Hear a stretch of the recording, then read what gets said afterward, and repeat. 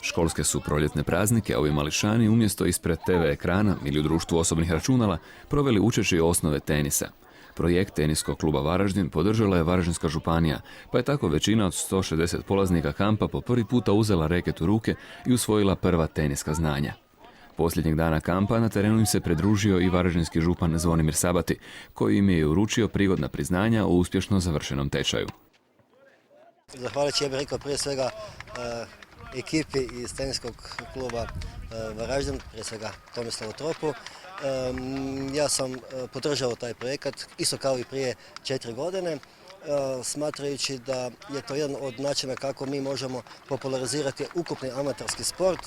I evo, kupilo se oko 160 mališana iz cijele županije u 4 centra.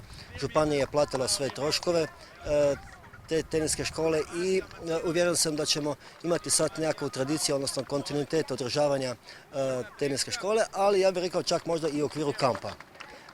Namjeravamo u ljetu organizirati sportski kamp gdje bi između ostalog i tenis dobio svoje posebno mjesto i onda bi ti mladi ljudi, dakle ta djeca, osjetila malo i zajedništvo i kod druženja cijelodnevnog, eventualno spavanja ako će biti potrebno i dakle kao što je pravi kamp organiziran i onda sam duboko uvjeren da će biti još veći interes ne samo za tenis nego i za druge sportove koji su nešto malo u sjeni nogometa. Kamp je prošao odlično, okupio oko 160 klinaca na 4 lokacije, Vidovec, Novi Marof, Petrijanec i Kneginec. Završno natjecanje održali smo na Aqua Cityu gdje je došlo oko 50-60 mališana. Svi su probali igrati tenis na velikim terenima, rezultati su očekivano dobri, kao i prije 4 godine.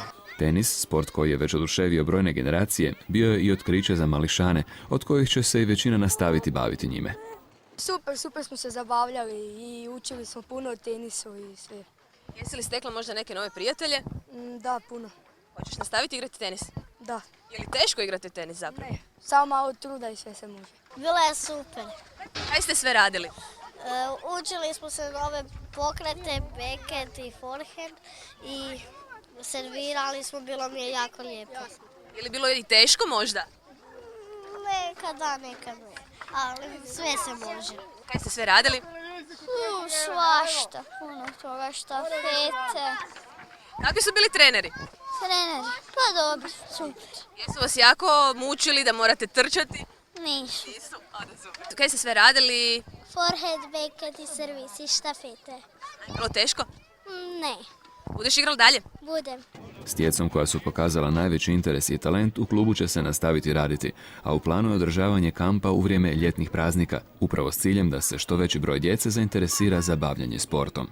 Plan je sa županijom da organiziramo tenis školu po čitavoj županiji na par lokacija, da odaberemo par talentirane djece, napravimo selekciju i radimo kontinuirano selektivno znači, sa njima.